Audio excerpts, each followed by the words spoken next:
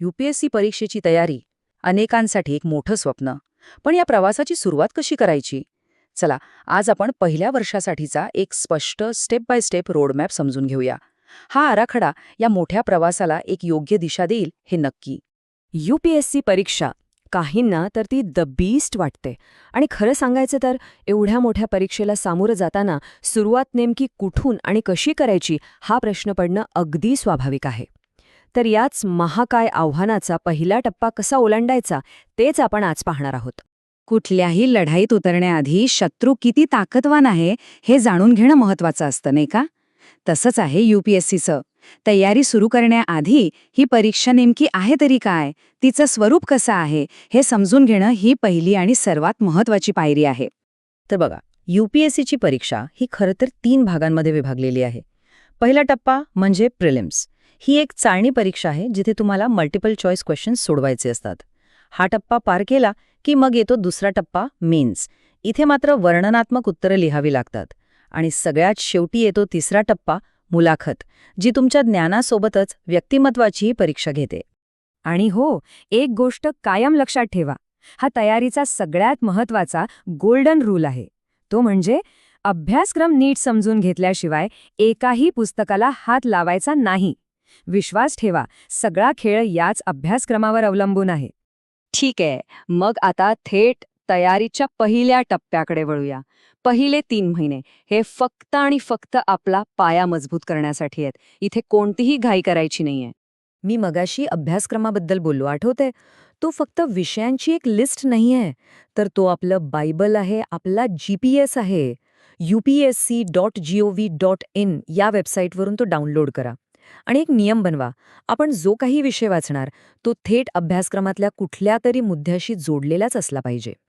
आता या पायाभरणीसाठी सर्वात महत्त्वाचं काय असेल तर ते म्हणजे NCERTची पुस्तकं.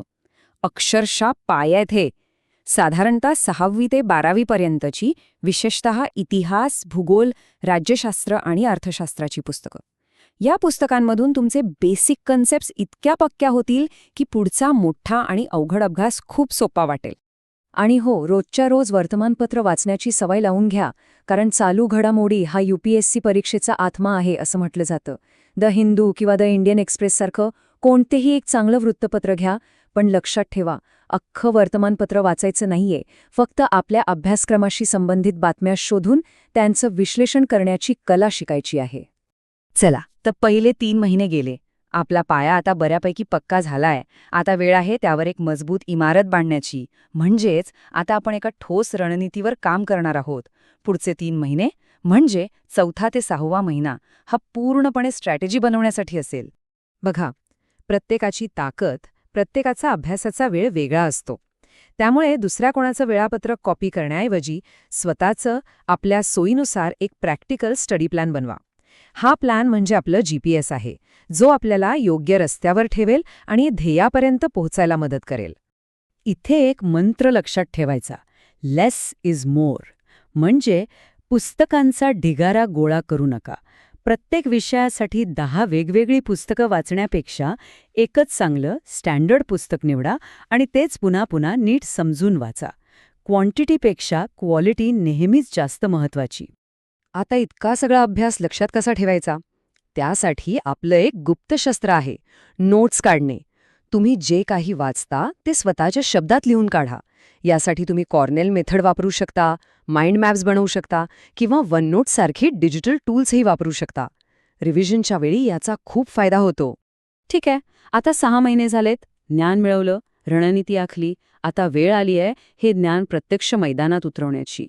7व्या महिन्यापासून पुढचा सगळा फोकस हा प्रॅक्टिस आणि सुधारणेवर असणार आहे. एक गोष्ट लक्षात घ्या, फक्त वाचत राहून काहीही होणार नाही. आता प्रॅक्टिस सुरू करायला हवी. मागच्या वर्षांची प्रश्नपत्रिका घ्या आणि MCQ सोडवायला सुरुवात करा. पण त्याहीपेक्षा महत्त्वाचं काय माहितीये? जे प्रश्न चुकले ते का चुकले याचं विश्लेषण करणं. प्रत्येक चुकीतून शिकणं गरजेचं आहे. मेन्समध्ये यश मिळवायचं असेल तर उत्तर लिहिण्याची कला शिकणं खूप गरजेचं आहे. त्यासाठी हे AWES नावाचं फ्रेमवर्क खूप उपयोगी पडू शकतं. A म्हणजे answer the question directly. W म्हणजे why it is relevant. E म्हणजे एक्सप्लेन इट लॉजिकली आणि एस म्हणजे सबस्टॅन्शिएट विथ एक्झाम्पल्स. या रचनेमुळे आपलं उत्तर अधिक प्रभावी आणि मुद्देसूद होतं. ह्या संपूर्ण प्रवासातला एक अत्यंत महत्त्वाचा निर्णय म्हणजे आपला ऑप्शनल म्हणजेच वैकल्पिक विषय निवडणं. हा निर्णय घाईघाईत घेऊ नका. आपली आवड काय आहे, आपली बॅकग्राऊंड काय आहे, जनरल स्टडीजशी त्याचा किती संबंध आहे आणि त्याचा स्टडी मटेरियल सहज उपलब्ध आहे का, ह्या सगळ्या गोष्टींचा विचार करूनच निर्णय घ्या. आणि शेवटी एक गोष्ट लक्षात ठेवली पाहिजे, ही परीक्षा फक्त ज्ञानाची नाही तर तुमच्या मानसिक कणखरतेची सुद्धा आहे. ही 100 मीटरची स्प्रिंट नाही, ही एक लांब पल्ल्याची मॅरेथॉन आहे. आणि ही मॅरेथॉन जिंकण्यासाठी योग्य मानसिकता असणं खूप महत्त्वाचं आहे. इथे 2 दृष्टिकोन असू शकतात. एक म्हणजे स्प्रिंट, म्हणजे एका दिवशी 12-14 तास अभ्यास करायचा आणि मग पुढचे 2 दिवस थकून झोपून राहायचं. आणि दुसरा म्हणजे मॅरेथॉन, रोज फक्त 4-5 तास पण पूर्ण एकाग्रतेने आणि सातत्याने अभ्यास करायचा. यातला दुसरा मार्गच जास्त प्रभावी आहे. लक्षात ठेवा, सातत्य आणि आरोग्य या 2 गोष्टी सर्वात महत्त्वाच्या आहेत. नवीन तयारी करणारे उमेदवार अनेकदा काही कॉमन चुका करतात, ज्या आपण टाळल्या पाहिजेत. पहिली चूक, अभ्यासक्रम आणि NCERTकडे दुर्लक्ष करणं. दुसरी, गरजेपेक्षा जास्त पुस्तकं आणि मटेरियल गोळा करणं. तिसरी, फक्त वाचत राहणं, पण लिखाणाचा किंवा MCQचा सरावच न करणं.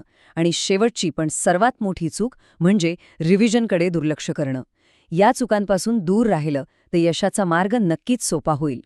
तर ह्या मोठ्या प्रवासाचा एक संपूर्ण रोडमॅप आता आपल्या समोर आहे. दिशा स्पष्ट आहे, मार्गही दिसतोय. आता गरज आहे ती फक्त पहिलं पाऊल उचलण्याची. मग तुमचं पहिलं पाऊल कोणतं असणार आहे?